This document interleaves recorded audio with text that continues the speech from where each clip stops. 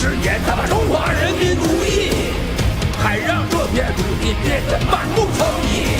全世界投毒制造各种生化武器，我去，他答应了人类命运共同体。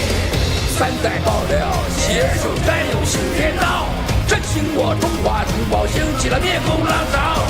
壮志冲云霄，看那国旗飘飘，烈鸟铁岭河上，神州阳光普照。江山笑，血雨遥，谁负谁生出一份笑，风萧萧，人笑陷入潮。盘古开天风潮，3年多的爆料，就是给压死个东方实锤，每天都有一点也不嫌多。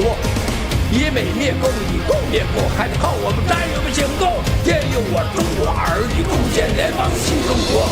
黑夜显曙光，照亮东方的天。戳破光辉的火焰，我准备了3世多年，越过了死亡幽谷，踏上了灭共之路。总有太多凶险，我们中华只能虚度。听风笑，收归正道，一周踏浪自逍遥。苍生笑。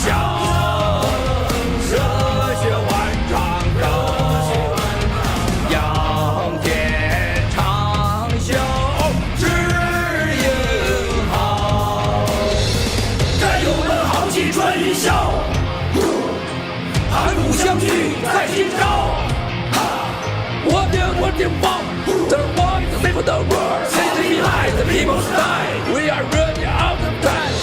Take down, action. Take down the CCP. Take down, action. Take down the CCP.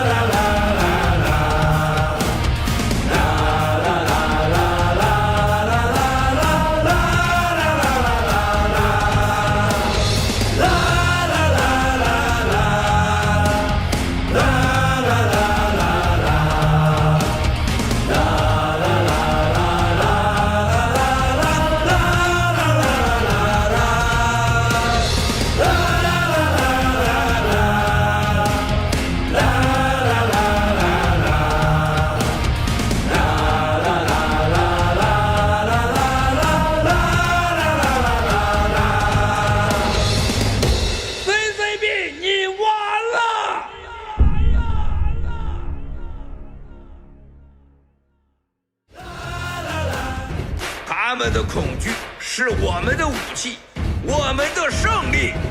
谢谢了，兄弟姐妹们，你们健身了吗？行动，行动，行动！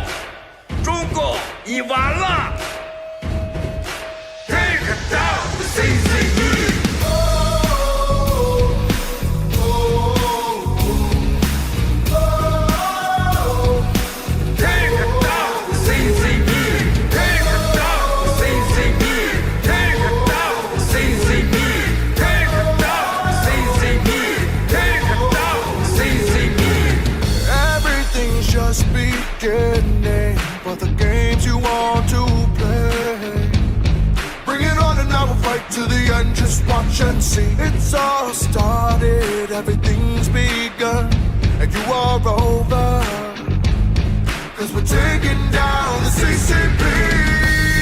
Spread the word all through Hong Kong. We will fight till they're all gone.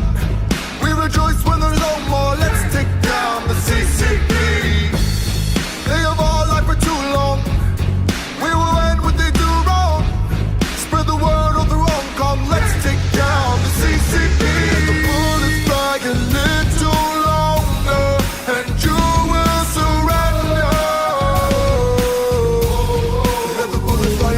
longer. We will have freedom to live. We will win. You'll surrender. Let the bullets fly a little longer. Let the bullets fly a little longer. 中共， Let the bullets fly a little 你 longer. 完了！ Let the bullets fly a little longer. 中共，你完了！干灭中国共产党这个 CCP， 才能让我们远离恐惧。Take down CCP。 They try to scare the nation with fabrication, but we see through the lies. We won't fall, we will fight you back. Police corruption with crooked assumption. They ran our lives, but no more. We will win. We will take down the CCP. Spread the word all through Hong Kong. We will fight till they're all gone. We rejoice when there's no more. Let's take down the CCP.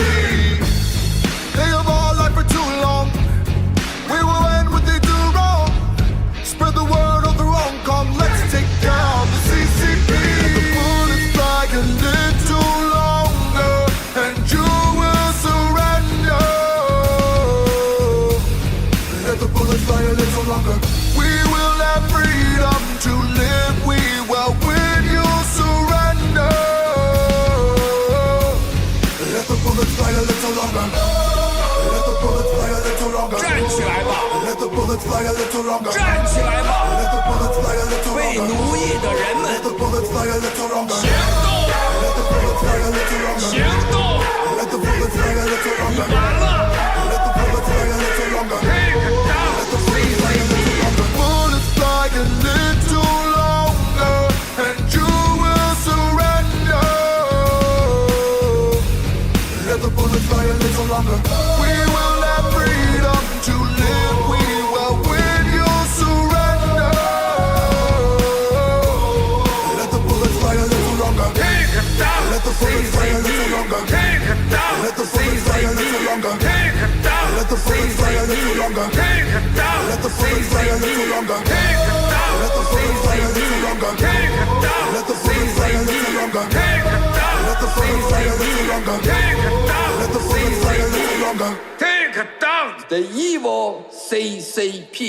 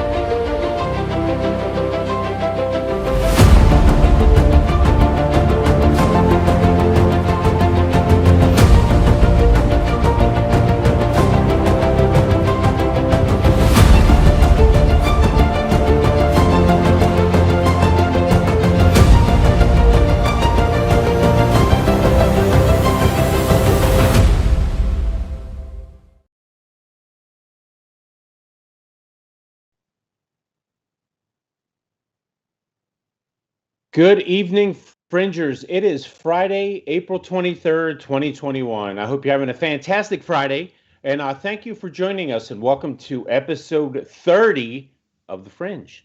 I'm your host, David Vincent Bob. The Fringe is simultaneously broadcast twice a week in English and Chinese on gtv.org, MOS Talk, and it's every Tuesday and Friday from 7 to 8 p.m. We are honored to have you with us this evening, and we appreciate your patronage. Please spread the word about our show to all your friends and family, and subscribe and follow us at gtva.org at MOS Talk. And now, Fringers, it is my pleasure to introduce to you a person I've worked with here on The Fringe since the show's inception on day one, and a young woman that I never actually met in person until yesterday. What a fantastic day it was. Ladies and gentlemen, please help me give a nice warm welcome to my great friend and my colleague, Ada. Thank you so much, David. Thank you so much for being so warm. And it was definitely the highlight of my day, or one of the highlights of my day, when I met David yesterday. And definitely in the future, we will talk more about yesterday and the week that just happened. However, as of right now, because of legal issues, we will not discuss it any further than the fact that David and I met in outside the courthouse. But we will talk about that when the case is done. Won't we, David? Yeah, that's correct. We had something prepared for this evening, and due to non-disclosure agreements and legalities and lawyers and things like that, we can't talk about what we wanted to talk about tonight. So we're doing the breaking news all night for you tonight, and it'll be a great show either way. It doesn't matter. You know, with Ada and I, it's going to be an awesome show. So we're definitely going to bring you the A game like we always do. Isn't that right, Ada? That's right. That's the only way we know how. Oh, and by the way, I'm sorry it froze on Vladimir Putin. Of all the people that we want to look at for a long time, he's certainly not one of them. But but moving on to that, let's get into our breaking news. And it's that Vladimir Putin issued a stark warning to the U.S. and to NATO. Let's play that video now.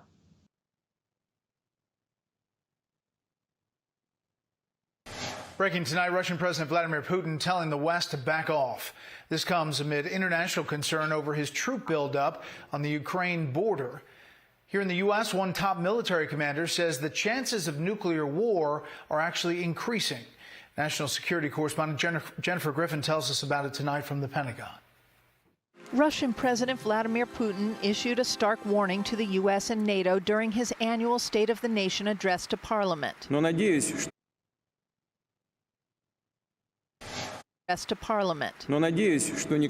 hope that no one dares to cross the red line in respect to Russia, and we will determine where it is in each specific case. Putin spoke as Russia continues a massive military buildup on the border with Ukraine. New satellite images show dozens of fighter jets lined up on tarmacs in southern Russia and Crimea. Top U.S. military commanders warned that new threats facing the U.S. have them seriously worried for the first time that U.S. adversaries may consider using a nuclear weapon as the, quote, least bad option. The admiral in charge of America's nuclear arsenal says it's the first time in history the U.S. has had to deter two nuclear powers at the same time, Russia and China. I cannot deter with the leftovers of the Cold War forever into the future. That is a 70-era weapon system that I'm going to have to employ against 2030 level threats. Some Democrats want to scrap one leg of the nuclear triad, the 400 ground-based missiles currently in silos across 3 states. The head of Strategic Command says he needs to replace, not update, those 50-year-old Minuteman III missiles. Democrats don't like the price tag. You know, we're currently spending $44.5 billion a year on nuclear weapons.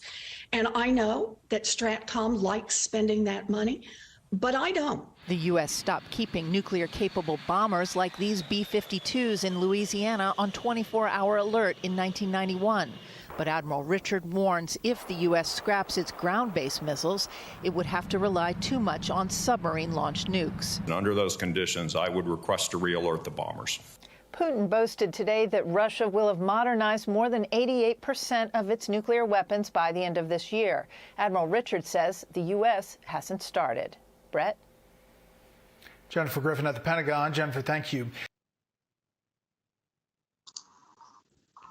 So this is one of those things.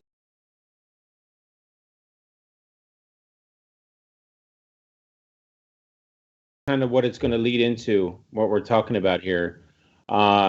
We've never been in a situation where we've had a nuclear war pending with another country, especially Russia.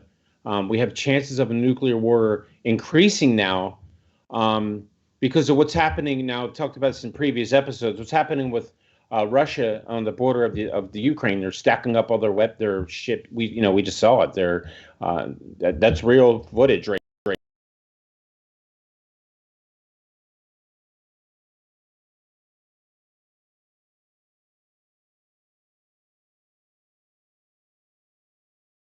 Russia's building a massive military on the border of the Ukraine.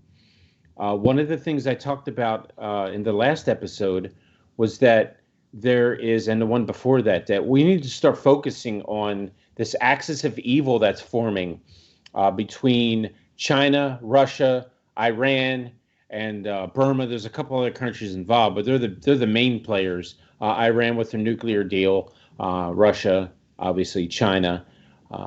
And we have, two of those countries, Russia and China, on the axis of evil that we're on the verge of war with, basically. We'll talk about this later, but it's going to be my guesstimate is it's Russia with the Ukraine, which we'll get involved with, or I think we should be involved with. We promised Ukraine, we're their ally, or it's going to be, as you know, Ada, especially China and Taiwan. China interfering with Taiwan right now. And we've already, actually, our Secretary of State, Blinken, has already said that we will step in if there's an issue there. So the big problem with, and what is the topic of our show tonight, is how weak we are from the inside, and we have all this force coming on us from the outside. We're on the verge of a nuclear war with Russia, who used to be part of a communist party. And we're worried about gender. We're worried about color of people's skin. We're worried about Black Lives Matter, who's stealing money from everyone anyway and living in rich white neighborhoods. We'll talk about that later. Mm-hmm. Worried about climate change, a.k.a. global warming, a.k.a., to me, a gigantic waste of time. And cancel culture. We're weakened so much from the inside, and we're not paying attention to what's really happening here. This is stuff that we need to focus on. And they're worried about climate change.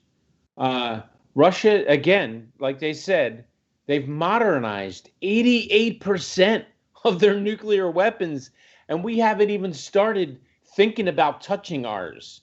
It's like saying, yeah, come on over and kill us all. We don't care. It's like we did with China with the COVID-19, them wiping out half the planet with that.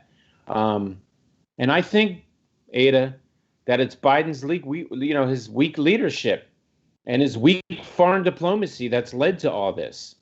It's a very, very scary situation. It's one that needs to be addressed. And we'll talk about this again later, but what's important to the U.S. and to Joe Biden and Kamala Harris is climate change. Give me a break. What do you got on that, Ada? Honestly, Biden has been very good at creating allies. He's always been very friendly to even countries that are threatening him. However, when it comes to Russia, he's done quite the opposite, which has put the U.S. in a little more danger than it should be in, especially with the fact that Russia and China has been crossed. The U.S. crossed their red line, as we saw in the video, and with 2 red lines crossed, it's honestly put us in a very hostage position for sure. However, speaking of nuclear weapons, the U.S. also loosened restrictions on Japan and their use of nuclear weapons, which is somewhat could be strategic in the fact that Japan is so close to not only North Korea that is threatening to them, but also China. So if the time does come, at least we know that somewhere close to China or close to the CCP, we have a country that is able to use their nuclear weapons for good and not evil, which is somewhat more reassuring than what we've been seeing so far. And that's something that is a positive note on the nuclear weapon situation, but most likely the U.S. is in a very hostage position when it comes to dealing with Iran, Russia, and China. Yeah, I agree, Ada. And, the thing that people seem to forget sometimes, though, although, as I've stressed, how important it is for us to focus on this, what country really wants to launch a nuclear weapon knowing that if they do that, they're going to have another one coming right back to them? So I don't know a leader out there that would want that outcome. Nuclear war solves absolutely nothing, but just simply destroying millions and millions of lives, as we saw with Japan when we dropped bombs on Nagasaki and Hiroshima. It's right. not an ending anybody wants. And that's the end game. Nobody wins. Nobody wins in nuclear war. Nobody. Just like nobody wins in this war that China's, the CCP is against us with right now, using their viruses to pollute the world and kill half the population. Nobody wins because eventually somebody's got to be held accountable. Like I said, I've always been really wary of arms races and nuclear weapons, and why are we even it's just so crazy that we would even build these things just to show our strength over another nation. And now we're way behind the nuclear weapons race here again. So we got to catch up, and we got to spend trillions of dollars on nuclear weapons again to catch up to where Russia is, because I guess we put a little too much trust in other people. And that's where we end up. It's something we definitely need to keep an eye on. That's right, David. And with nuclear weapons, even after years and decades after the explosion, Japan is still suffering from the debris and radiation from the nuclear bomb. And since then, actually, very recently, Japan has re-released all of the nuclear wastewater back into the Pacific Ocean. Although they have claimed it was treated nuclear wastewater, but it does cause some sort of concern, especially when it's out in the public ocean that many countries share. And something that the foreign ministry, director of foreign ministry in China actually said was, if it's clean, then drink it. It's something that is just, honestly, sometimes when Chinese officials or CCP officials speak, it makes me want to laugh and cry at the same time because of the words that are coming out of their mouths that makes zero sense, but I don't know. But there makes some sort of sense, as in if Japan was really so okay with the water, instead of releasing it to the ocean, maybe have it circled back into use as tap water, etc. Yeah, you say laughing and crying at the same time. I feel that way about our government sometimes. It's a shame what's going on, but we're going to move on here. We're going to talk about Australia. Now, there's something I want to preface this with, and I've read a lot of comments about Australia, and they're our ally. Australia actually reports more truthful news about the U.S. than our own news media. People, if you have a chance, get on YouTube and watch Sky News in Australia. Australia is an ally of ours, and they are definitely with us on the right. They lean toward the right a little more than they do toward the left, and probably a lot more toward the right. They kind of look at us from the outside, and if you want to talk to somebody or observe somebody that observes us and just kind of read the news and watch what they're saying about us, it's a third party's view. It's an outsider's view of the United States, and Australia has a really good one. And when they talk in common sense.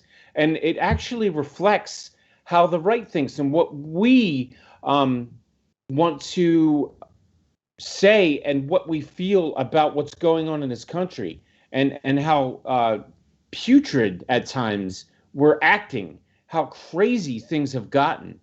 Australia is really in tune with that. So again, if you have a chance, and I believe this clip is from Sky News, Yes. but this also we're talking about something here with this next clip, Ada, this next segment that you know that I am a big fan of talking about it, and it's the Belt and Road Initiative in China. And for those of you fringers out there that don't know what this is, it's basically China sells this false narrative to countries that have struggling infrastructures that they can rebuild their countries and make them successful and as brilliant as China looks. And it's completely the opposite. And actually, the end game to the Belt and Road Initiative is for China to take over these countries and use them to own their, their ultimate plan, the CCP, to take over the world. So Australia previously signed one of these BRI agreements, and they decided to axe it. Way to go, Australia! You're starting to listen to me. I was actually reporting about how countries need to start axing these agreements with China, and this video is going to explain to you why. So let's roll that one, Matthew. Thank you. The Victorian government says the axing of its Belt and Road deal with China won't impact the current infrastructure plans. Patrick Murrell joins me live from Melbourne. Pat, the federal government stepped in and scrapped the deal. That's right, Danica. 4 months ago, the federal parliament passed laws allowing the Commonwealth to step in and cancel any deals between state governments and foreign powers. And last night, that new power was exercised for the first time, with Foreign Minister Marise Payne tearing up the controversial Belt and Road deal between China and the Victorian government, as well as two other deals between Victoria and Iran and Syria as well. The Belt and Road Initiative is essentially an infrastructure and trade deal which would give special consideration to Chinese firms bidding on major Victorian infrastructure projects.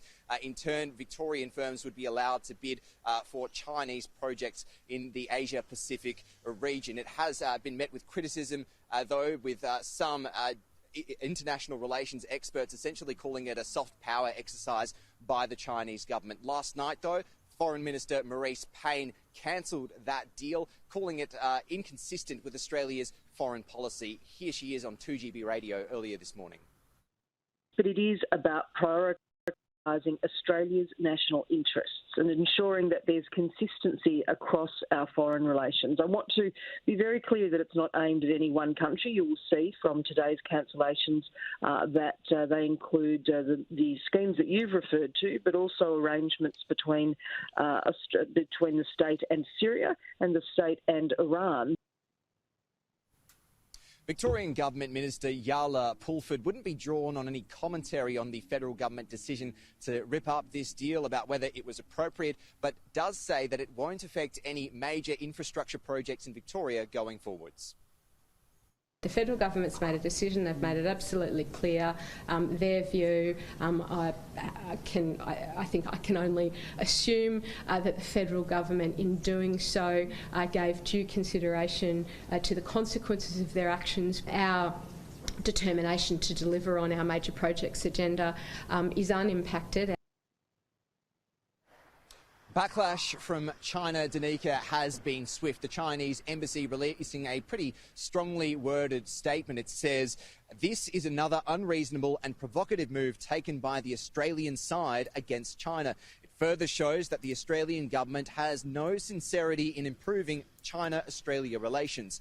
It is bound to bring up further damage to bilateral relations and will only end up hurting itself." So, pretty strongly worded statement from China there at a time when Chinese-Australia relations are really at a flashpoint. This, though, Danica, was inevitable. The federal government, in particular Prime Minister Scott Morrison, had been calling on the Victorian government to do this for years. Premier Daniel Andrews, though, had been pretty steadfast that this was a good deal for Victoria, and ultimately it took these new laws and the Commonwealth stepping in to tear it up.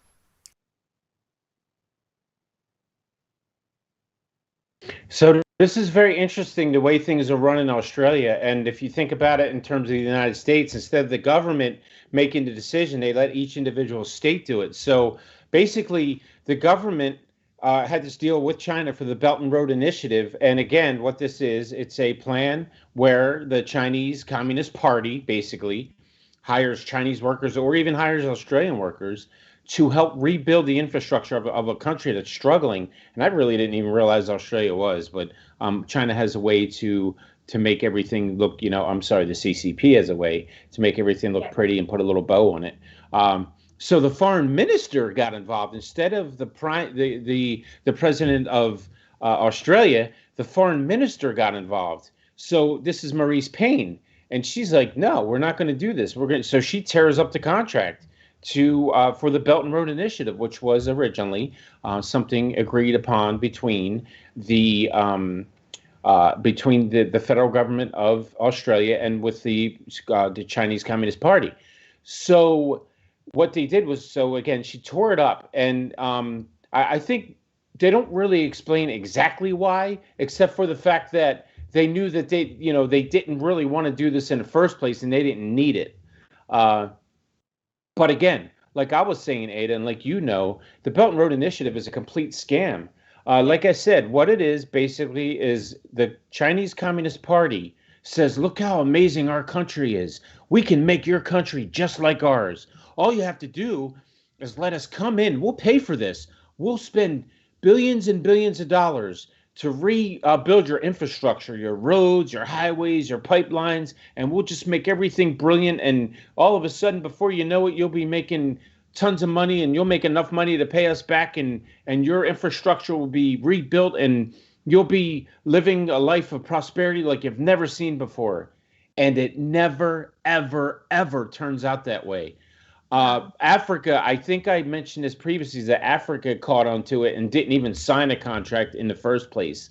And like I said, countries are starting to catch up. So I really love reporting about this when another country realizes, wait a second, this thing is not good. There's no way that they could possibly be doing this. And the thing is, people start to realize why China is doing this. So first of all, countries aren't even signing on to this Belt and Road Initiative. And secondly, the countries that have signed on are backing out of it and saying, you know what? No, there's something not right about this. And I just wish they'd be able to see that in the beginning. But the fact that they're even catching on at some point is a good thing. And part of this, like I said previously in other episodes with the Belt and Road Initiative, is if you start to learn about what the CCP is really doing, not only the Belt and Road Initiative, Ada, but also with COVID-19. We still haven't held them accountable for that. But the more and more countries start to wake up and realize what the CCP is doing to not only their own people, but to the rest of the world, the easier it's going to be to decouple from them. Did you hear what she said? She said, we don't even need this. We can survive on our own without this Belt and Road Initiative. And she's right, you can. And that's what Trump tried to tell the American people. He was saying, let's take these factories out of Mexico. Let's build them in the U.S. Let's decouple from China. We can do this on our own. We don't need China. And all of a sudden, that all ended when Joe Biden stepped into office and signed 100 million obviously I'm being a little facetious there, but with the numbers, but we know, I think there was like 12 or 13 executive orders he signed right off the bat, and he signed them solely out of spite to do the exact opposite of what President Trump did to build us back up again and to make this nation great again. He did the exact opposite. And actually, Ada, one of the things is, and I'm not sure if you knew this or not, but I did previously speak about this, as Biden even suggested that we start to do our own infrastructure program, the kind of like inspired by what China does. And people in America are like, no, dude, come on. We know what's up with this. There's no way that this is going to work. And luckily we have some people that are, woke to that fact. Is that the whole Belt and Road Initiative in itself is just a scam. So I want to say bravo to Australia for that smart move. And, and like I said, I have reported the BRI and how bad it is. And one final thought before I hand it over to you, Ada, is see how at the end of the segment there with with Sky News, how China is upset about this now. They're like, you're and they're using the relationship they have, their bilateral relationship between China and Australia, as a crutch by saying you pulling out of this is really injuring or hurting the relationship between Australia and China. And we all know, of course, that that's not true.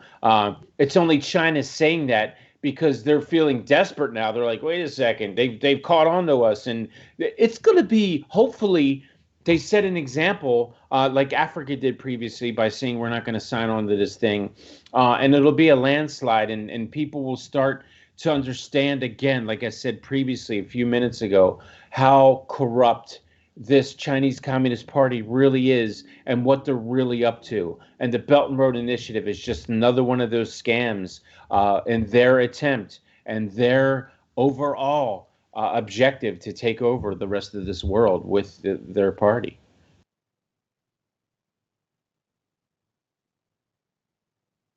I apologize. Like you said, more countries should wake up and smell the communism in the air, because it's really, really around, and it's very, very pungent. I believe more than 100 countries already signed on to the Belt and Road Initiative, and that's only because of the false promises and empty promises that China made to help them establish and grow their gross domestic product, like how China did in such a short period of time. However, a negative example that we've constantly brought up over the last month of March was Myanmar. With the military coup in Myanmar, we saw what China did to help them, just in order to have them sign on to the Belt and Road Initiative as well. This is just China's way of growing their allies and growing and sort of mapping out their territory on this earth. And growing, it's honestly just going against what the US wants. It is causing great threat to the United States, which is why the US has been struggling to find something that is just as powerful and just as efficient for them to fight back with China. And the CCP has not only done that with the COVID-19, they have spread it across the world as well, putting a lot of developing countries into more need and more debt than ever. So with this, they've honestly just created their own narrative. They created their own problem, and then themselves, the CCP, their only solution for a lot of these growing countries, because the countries don't have the facility, don't have the medical facility, don't have any of the resources or the money to fix these problems. So if you ask me, this is something that the CCP has planned for a long time, this biological weapon, just like what they're doing inside of China in Xinjiang with the Uyghurs. They have created a narrative that the Uyghurs are lazy people. They're stealing things from all of those people of Han descent. And the fact that they're honestly just the worst and the scums of humanity, now that they're killing off the Uyghurs, it seems to justify it. But it really does not. It's something that they have just painted for themselves, for people to see, and it's pure propaganda. And we are here to show you that it's not the case. Yeah, that's right. And the Uyghur situation is pure racism too. They don't like Muslims, and that's it. They say they're terrorists. We're going to put them in reconditioning camps, which are actually, as we know, concentration camps. We've been through this a million times, and I won't stop talking about it until something's done about it. But back to the original topic, though, and it's the and it's a good point that you made about the Uyghurs. It's the CCP and the Belt and Road Initiative, and you brought up a really good point, and it was that these countries, basically what happens is also with the Belt and Road Initiative is that China is actually preying on weaker countries. That's what's happening here. They know, Ada, they know that these countries are not ever going to be able to pay this stuff back. These projects cost billions and billions of dollars because these countries, like you said, and it was a great point, because these countries are so poor and so vulnerable, the CCP feeds on that. That's exactly what they want. They know they have money, and that with that money comes power. And they know in the end, there's no way that this plan that they have is going to change anything about that country. And it's just the way China and the CCP has built up China to the way it is now has taken hundreds of years. You can't just give a country a couple $billion and just say, yeah, we can do this overnight for you, and eventually you'll be like us. They know, Ada, in the end, it's going to fail. It has failed every single time. I'll give you one key example. Sri Lanka lost a port, an entire seaport to China because of this program. And I'm telling, and if you're listening right now, I know I have no influence on world leaders, but if you are a world leader, watch what Australia did. Do what they did. If you have a Belt and Road Initiative, rip that thing up and throw it in the garbage. Try it on your own. There's other ways they can. And that's the other thing. It's very difficult for these countries to rebuild their own infrastructures, but there are other ways for it to happen. And you don't want to do it through China, because what happens in the end, Ada, again, is you either have to pay them back, or if you can't pay them back, they have stipulations. You have to bow down to Xi Jinping. You have to say that you're part of the Chinese Communist Party. They have other ways that you pay them back that actually make these countries even more vulnerable, because they are then at the mercy of the CCP. And they'll eventually overtake this country because they owe them money that they can't pay back. So they're going to pay back in other ways. They're going to pay back with goods. They're going to pay back with land. They're going to pay back with seaports. And that's why this thing is a massive scam. And get out while you're there right now. I know, these countries aren't going to listen to me, but hopefully they will. Who knows? Maybe somebody will, who knows, on a whim, someone's watching the show. Hey, that David's right, man. This BRI is a real scam. It is. Trust me. And not just with money and seaports. There's also a lot of these growing countries are huge and very rich on natural resources that China wants to exploit, and the CCP wants to exploit and just use without needing to pay and go through the actual logistics. And not only that, actually something else that Australia has been wary of that the CCP is doing is that Huawei has created a headquarter in Papua New Guinea, which is very close to Australia. And we all know that Huawei has openly surveillance and been trying to collect mass data on a lot of different countries using their Huawei and new 5G technology.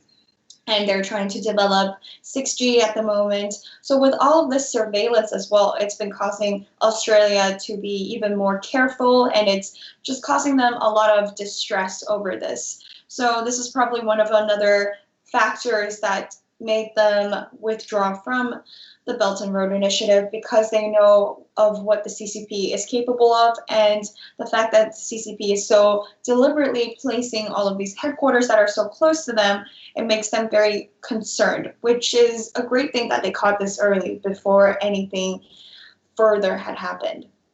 Yeah, great point. Yeah, we had other countries definitely need to follow the lead, and I've said before, this is the beginning of decoupling. When you start to realize you don't need China, you don't need to rely on China. That's how the decoupling starts, and hopefully other countries will catch on to this. We just need to decouple from them, cut them off completely. We don't need the resources, but unfortunately, we don't have a president in office right now who believes in our country, who puts us last instead of first, like number 45 did, President Donald J. Trump. Okay. So let's move on and talk about how we are changing. For the past few years while Trump was in office, and now with Biden in office, it hasn't gotten any different. We've changed to this place. We're at this place now where where basically white people are evil, and anything that we do, especially police, if it's a white cop, no matter what he does, he is held. It's jury, it's trial and a hanging before there's even a trial. And what I'm talking about is what happened most recently. There was a teenage girl. Now, the MSN has caught on to the fact that they've been labeling people by color, and I think they took this out of the equation right now, but I think it's going to come back to haunt us later. But it was a black teenage girl who was trying to kill other black people with a knife, and she was fatally shot by a white cop. And here's the video.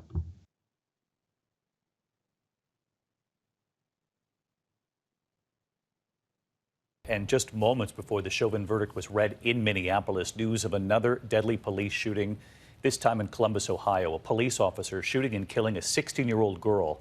Authorities saying she was armed with a knife. The Columbus Division of Police quickly releasing the officer's body camera video tonight, showing the scene, asking for patience while the investigation now unfolds. And what the mayor is now saying tonight. ABC's Trevor Ault now from Columbus, and we warn you tonight, the images again are disturbing. Just hours after Derek Chauvin's guilty verdict, outrage erupting in the streets again over yet another police shooting, this time in Columbus, Ohio. Hundreds of demonstrators shouting the name of Ma'Khia Bryant, a 16-year-old killed by a Columbus police officer Tuesday afternoon. It's these grown girls over here trying to fight us, trying to stop us getting here now. Today, police releasing 911 calls and new body camera footage of the incident. Officer Nicholas Reardon stepping out of his vehicle, approaching multiple people in an altercation. It appears Ma'Khia Bryant, in the black t-shirt and jeans, swings a knife at the girl in pink. Officer Reardon then firing a burst of shots.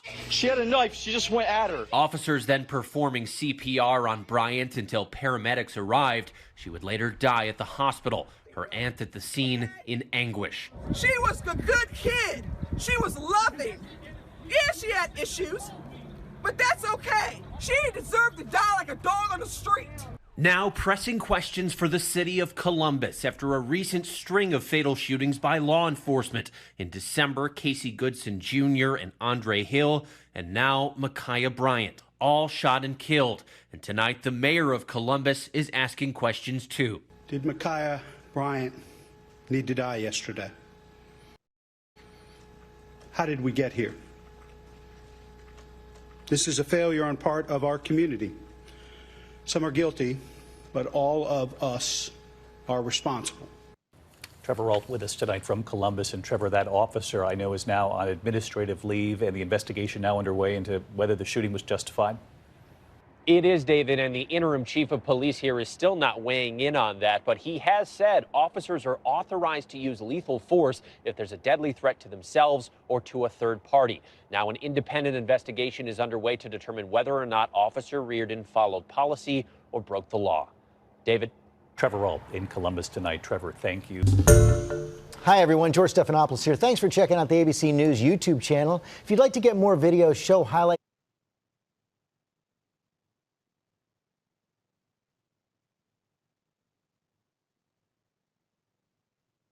David, I believe your mute is still on. Okay, sorry about that, everyone. Thank you, Ada. So here we are again, Ada, on the back end of the Chauvin verdict. We have this happening now. What I want our fringers to realize, and what they might realize, and I'm not sure if everybody knows, but it's not the fact that this stuff is happening.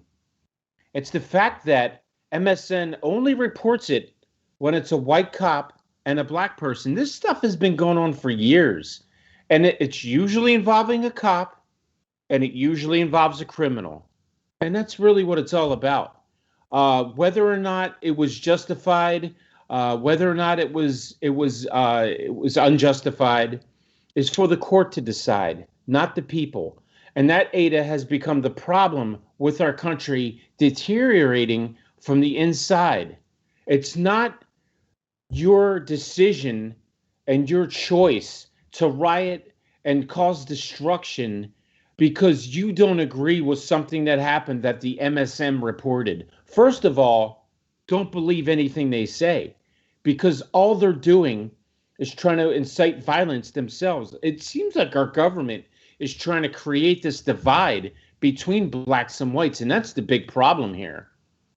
And of course, they are turning this into a black and white issue. It's a white cop and a black person.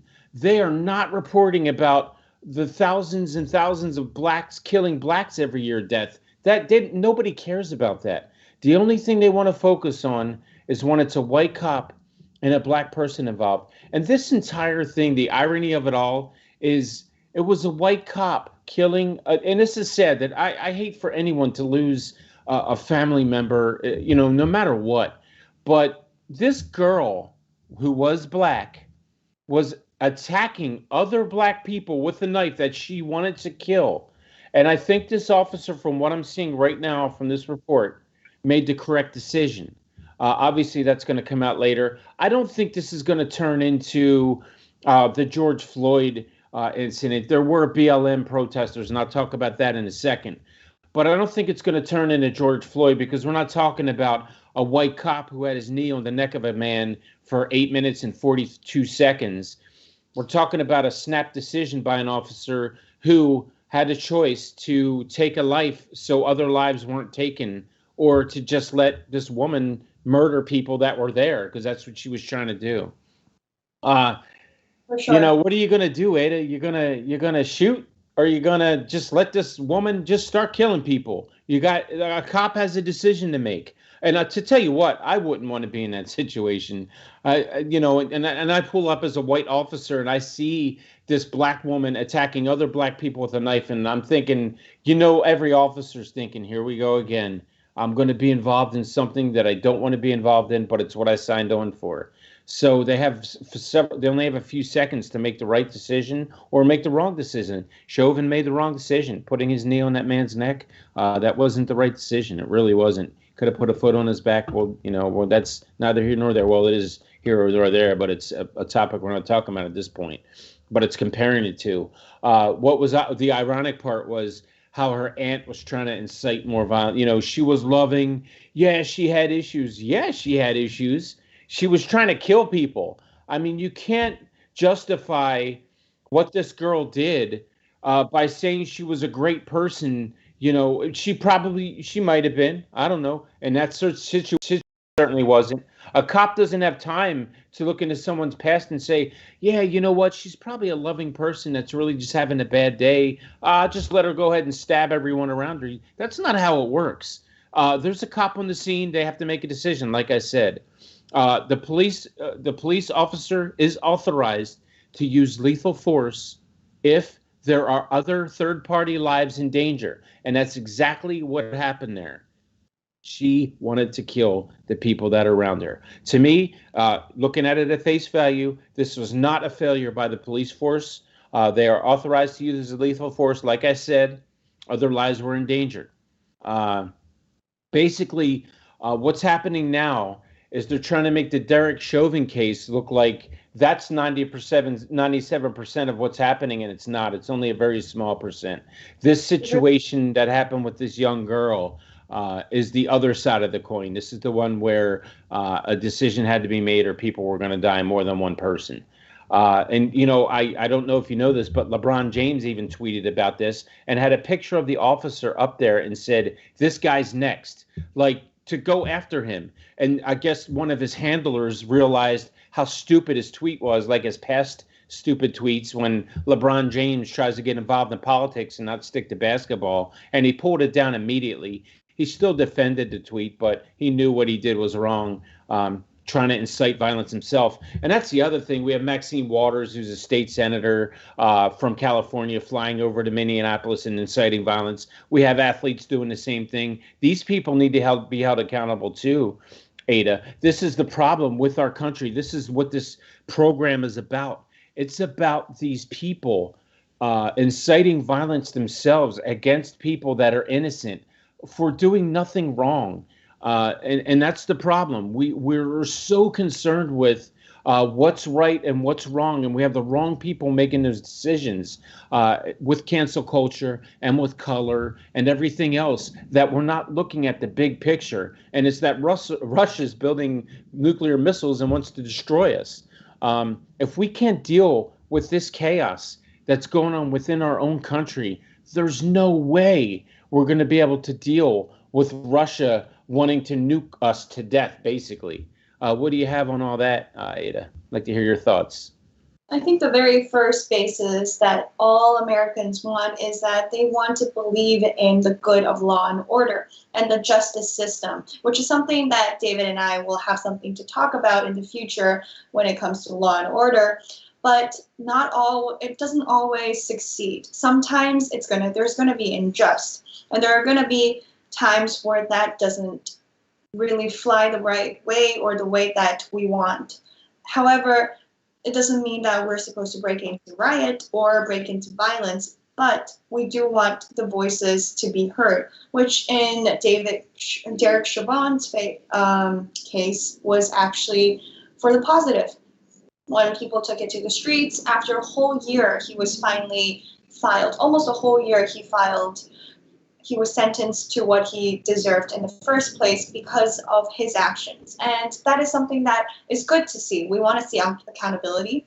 On the show, we talk about it a lot when it comes to the CCP. We want to hold the CCP accountable for their bioweapon. And it's the same when violence is in the picture. However, when it comes to an officer doing their job, this is not something that the public can interfere with emotions.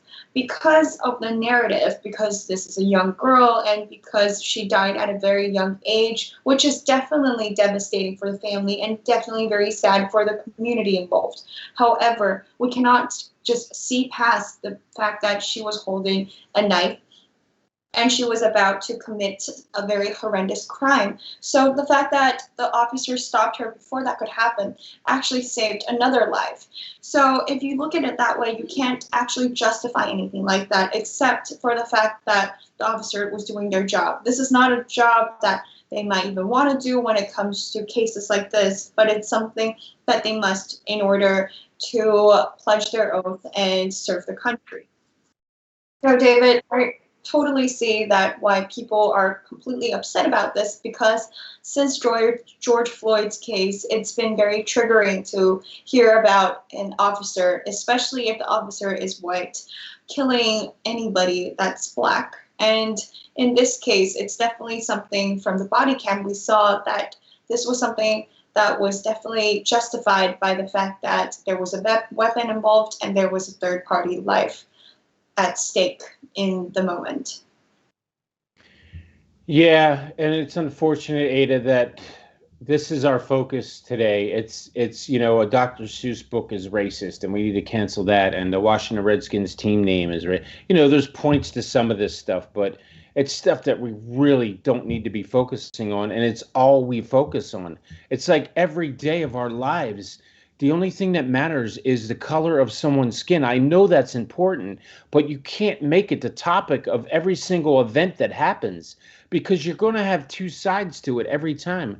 We need to try to come together and work this thing out, sit at a table and talk to each other. We've been saying this for months, maybe even years. Like you say, and I totally agree that the Chauvin verdict was absolutely 100% what he deserved. The irony of all of it is that the black senator from California who flew cross country to be out of her own state to cause, incite more violence as she did before, Maxine Waters, is probably the reason that Chauvin may be released on appeal, or his appeal may go through, because it was the trial, though the outcome was correct, the journey to that outcome was unjust. It was there should have been a sequestered jury. There should have been no outside influence from especially United States senators or athletes or anybody else who had anything to say about it. The jury was tainted from the beginning. So that should have been the outcome, but unfortunately, that's not the way the law works when it comes to appeals. And because of Maxine Waters, you can thank her. Chauvin may be out before we even know it. Maybe in the next 10 years, who knows? It just depends on how long his appeal process takes. Even a judge said it could be quick because of what happened, and hate to see what happens then when they release him. He'll probably have to go into hiding, but yes. But like I said, Ada, unfortunately, the way our country is now, everybody's so concerned with the color of somebody that's a police officer and the color of the victim. They forget about the crime. It doesn't matter what they did, what they said, who they said it to. The fact that, right here's a prime example, they're going after somebody with a knife with the intention of killing. And it's unfortunate that from the inside, we are deteriorating so quickly that we're not looking at the big picture again. And it's that these superpowers are getting together with the intention of doing harm to all of us. That's why we need to unite. You have Russia, China, Iran, all getting together, the axis of evil, and their plans aren't to come here and to become friends with us. There's some sinister stuff going on, and we're worried about banning Dr. Seuss books and what the color of someone's skin is when there's a crime happening.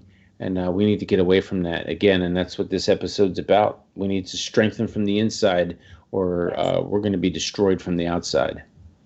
For sure. And when it comes to this, there has been racial injustice for a very long time, especially being a country that is so inclusive. We have new immigrations every single day. However, it's the fact that we can't trying to correct something from before so much so that it's going to go and bend the other side. Now that, we're not seeing law and order anymore, we're only seeing the color of someone's skin. This is going the opposite of the way we want, which is forward. And forward is when everything should go by law and order the same way. No matter what color skin you have, no matter what gender you are all judged in court the same way. Is that something I think we're trying to not see and turn a blind eye to for the moment because of all the hurting that's been done from the past? That's right, Ada. And one of the final things I want to talk about tonight, or that we're going to talk about, is another issue that comes up every single time there's a Democratic president in office, and it's climate change. And here we go again. Well, I think it was called global warming before, but now they're calling it climate change and the Paris climate. Blah, blah, blah. You know what? I'm really sick of it, to be honest with you. Every time we talk about it, I get wrapped around the axle. I just can't stand this topic in general. Is such a joke.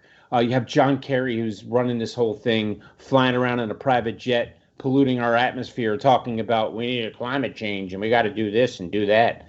So the last thing I'm going to show here is this video of one of my favorite people, and you know this, in the whole wide world, and it's former Secretary of State Mike Pompeo. Love this guy. Pompeo 2024, if Trump doesn't get reelected, this is who I want. And there were some hints that he might even be running for office. We'll see. I hope so. But here's this final video and some words of wisdom, and you'll understand why I love this man so much when you hear what he has to say here about climate change and foreign threats. Here we go. Let's roll that, Matthew. Thank you. President Biden now participating in a virtual climate summit. It's going to happen this hour at the White House alongside leaders of countries the U.S. sees as potential national security threats. How do our allies read that message? Former Secretary of State, Fox News contributor Mike Pompeo with me now. And sir, good morning to you and welcome to our broadcast today. Good morning, Bill. Yeah. It's great to be with you this morning. Here is the tweet from the president. America is back, he writes. We rejoin the Paris Agreement. We're ready to rally the world to tackle the climate crisis. Let's do this. How do you rate the urgency of the climate today? Well, Bill, everybody is for clean air and safe drinking water, but to place climate change on the list of threats that face the United States of America as number one is an enormous mistake. The threat from the Chinese Communist Party, they're here, they're inside the gates, they have an enormous military, they're inside our infrastructure, far outweighs the risk to the United States of America from climate change. I could list half a dozen other challenges we face, not the least of which is the crisis on our southern border today, that far outrank the urgency of climate change. You know, the other thing too, Bill, is when I see these summits, when I see these international commitments, these gab fests around the world, the only country that's likely to comply with its commitment will be the United States of America. They will take us for patsies. We will execute our climate change goals on the backs of working people, working men and women all across America, and other countries will laugh at us and they'll say, well, it just got a little too hard, it got a little too expensive, and we didn't make it. Maybe we'll get you next decade or the decade after that. It's a foolish proposition and one that will harm the United States of America. Well, Putin spoke yesterday. Xi spoke yesterday as well. Apparently, Xi was a surprise turn up, and he led the Chinese delegation. He said this. I don't even know what this means. To protect the environment is to protect productivity. To boost the environment is to boost productivity. It's as simple as that. Do you know what that means? Bill, I don't know what it means, but I've listened to Xi Jinping for an awfully long time now and had the chance to meet him. Here's what I know for sure. This isn't about a win-win solution between China and the United States of America. Whatever is in his head with respect to this is an attempt to create power and authority for the Chinese Communist Party and to harm the United States of America and to create hegemonic power across the world. He's not coming into a climate deal for the sake of either the United States of America or, frankly, for his own people either. This is an authoritarian regime that is Marxist-Leninist in its economic approach, and they have big designs on displacing the United States of America as the world's leading superpower. Yeah, you think about when you came in under the Trump administration, North Korea was the biggest concern, right? I mean, I think we can admit that. I think President Obama would admit the same, right? And now you've got Russia and Ukraine, you've got China and Taiwan, you've got Iran and the nuclear deal. Who knows what else is out there? Of these, what do you rate as the biggest challenge facing us as a country in this administration among that? Well, North Korea certainly remains a challenge. What's taking place in Vienna, the negotiations between the United States and the other, the P5, with the Chinese, the Russians, the Iranians, the French, and the Brits, present real risks to the United States and to our friends, our Arab friends and our Israeli friends that have joined the Abraham Accords, that have extended peace throughout the Middle East. To think that we might lift terror designation on the world's largest state-sponsored terror is just befuddling. It puts real risk on our soldiers, sailors, airmen, and Marines all around the world. It puts risk on those of us here at home as well. You talked about the Russians as well. I think these are collectively a sign that deterrence, the model that we had, we put America first at the top of our national security agenda. The deterrence model that the Trump administration had built out was the right one. And when you demonstrate weakness and the absence of resolve, you invite these kinds of coercive activities from our adversaries all across the world. Well, I mentioned our allies in the lead-in to you, and I just wonder, with Putin speaking there, how appropriate is that when you think about Russia right now on the brink of perhaps another incursion or even a war with Ukraine? And it's really something. We'd have meetings with the Russians, and if we didn't bring up all the bad things he was doing, the left would just hammer us. Yesterday, they had a feel-good meeting about Putin making some fake promise about what he was going to do with the Russian environment. I mean, this is a petrostate. This is a state whose only source of revenue of any significance is fossil fuels. To think they're going to give that up is just crazy. And yet they didn't raise any of the various issues, whether it was the jailing of Navalny, whether it's the actions that are taking place in southeast Ukraine and on the Ukrainian border, or whether it's the series of threats that the Russians pose to the people in Syria and all across the world. Somehow they think this feel-good moment for climate change overrides all those, and it will not serve the American people well. It's a long list. Thanks for going through it with us, sir. Nice to see you again. Mike Pompeo, thank you. Thank you, Bill.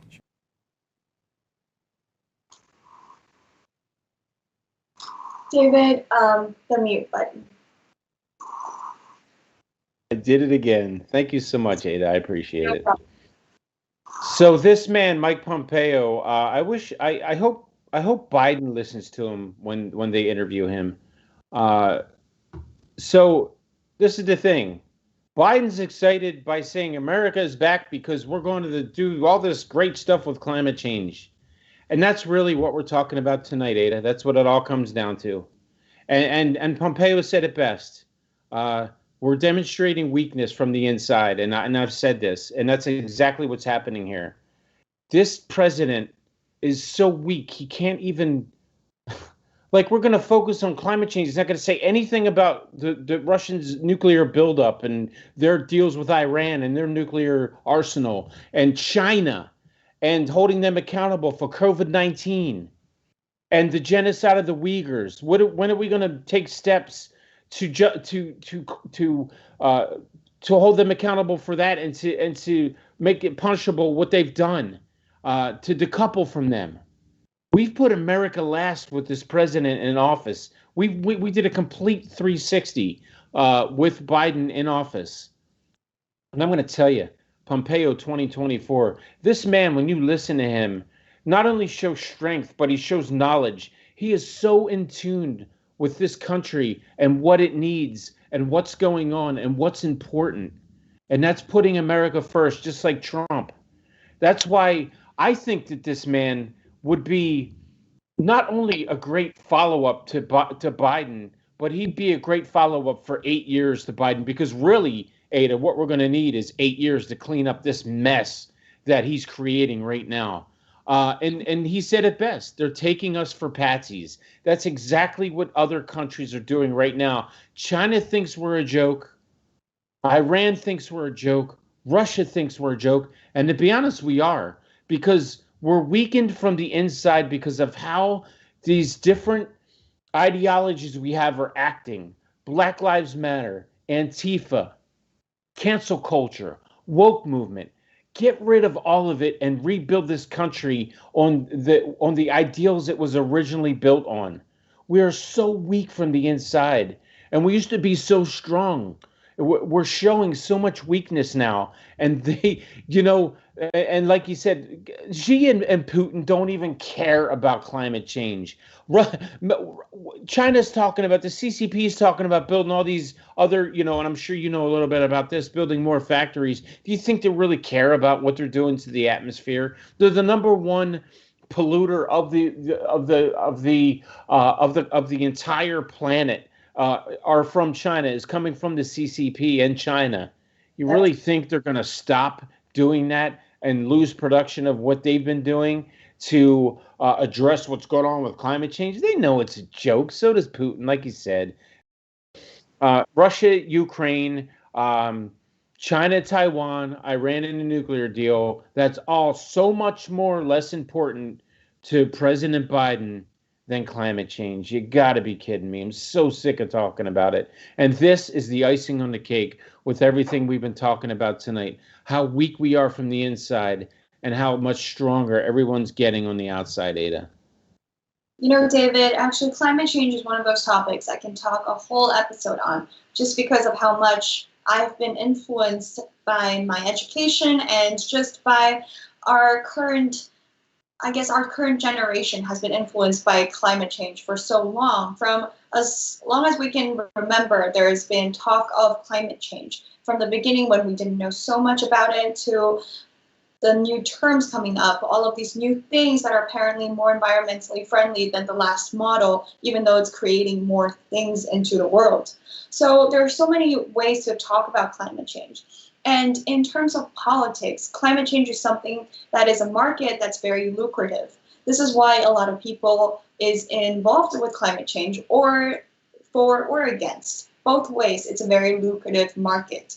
The ones that are against talking about climate change and saying how it doesn't exist, the world is not getting hotter, greenhouse gases is not a thing, those are the people who have large investments in oil rig companies as well, such as Exxon and Shell. So those are companies that do not want this climate change whole scandal, or whatever you want to call it, to resurface, and that way a lot more people are going to pull out from their investments to these major oil companies and fossil companies. However, when it comes to the people that are pro climate change and saying that it's a thing that is fatal and we should definitely look into it, are also people that have other investments and other plans into markets and green energy that they wish can prosper and grow and go up in stock as well. However, if we're not talking about just in terms of money or the investments that are going into climate change, then this is something that should not be involved in politics so much. Climate change should not be politicized as it is right now. All of these countries discussing with each other on climate change when they're not really working together at all. So China talking about climate change and wanting to discuss that with the US, I'm very curious and also doubtful as to what kind of good outcomes can come out of that when it comes to talking to a country that is literally of great threat to the United States right now.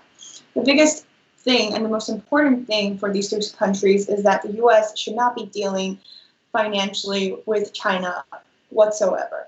This is where we want to decouple and completely be detached financially with this country that is causing great threats to the rest of the world right now. And like you said, David, it's obviously the last of China's concern to change the climate and go greener. So this is something that is honestly a front to discuss with the US or push the US down in another way. However, with countries that do care about these green energy and renewable energy, which is all in more, definitely more efficient than the ones that we are digging up right now. And those countries are like Japan, which the US has loosened restrictions on. And this way they can also collaborate in another way. But this is when like I said again, climate change should not be something that is politicized, because that is not the most efficient way at all to talk about this. And countries working together is not actually changing anything. This is something that is more internal and starts from the bottom up or top down. When you spoke of our leaders actually still taking their private jets that's emitting so much carbon into the atmosphere, then this is something that they could possibly set a better example of. They could go to more Zoom meetings, stay at home and not fly so much, and honestly set a good example for the people that they are leading, instead of talking to other countries and other world leaders who are traveling the same fashion as they are and just causing the biggest carbon footprint out of any other citizens of those countries. That should not be so much of a political topic. That I do agree, but then this is also an issue that everybody do know is happening, and something that we can witness and see every single day in our lives and our lifestyles, but is something that should start small and grow big, and not talked about by major countries and major leaders like this. David. Yeah, well, the climate's been changing since the beginning of time. That's all I know about it. That's all I care about. Climate's been, we do our part. We try to do what we can. Yes. It's just not important in the big picture. And that's the point, is that we're focusing on climate change, and we have so many other things happening around us that are so much more important. You know what? The biggest irony is, Ada, is that you're not going to worry about the climate when the atmosphere is full of nuclear fallout. You know what I'm saying? Why are you really concerned with that? So basically, Fringers, I'd like to wrap this up tonight with really need to get away from the woke movement, the BLM, the Antifa, all that bull crap needs to go.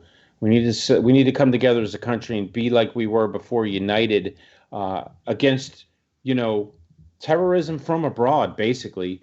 Our government currently is doing what Obama did for 8 years, and they're trying to separate us again. They did it with Obama for 8 years. Trump tried to patch things up, and he didn't have enough time to do it in 4 years, and here we go again. Hope to God we don't have another 8 years of this, and obviously we survive this 4 years, because it's off to a bad start, a really bad start. We need to change something, and change it very, very soon, or we are headed down the wrong path, and it's scary. So that's what I have for tonight, Ada. How about you?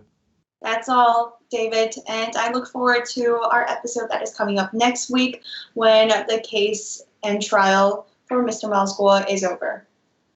Yeah, we'll be talking about that next week, hopefully, and that'll definitely be something exciting to talk about. And I want to thank all of our Fringers for joining us tonight. Again, we are The Fringe, and we are on every Tuesday and Friday from 7 to 8 p.m. on gtv.org, MOS Talk. I want to thank you all very much for joining us this evening. I want to wish you all a very, very nice weekend, and we'll see you back next Tuesday at 7. And it's been a real pleasure having you here with us tonight. We thank you so much. Good night. Good night, everyone. God bless.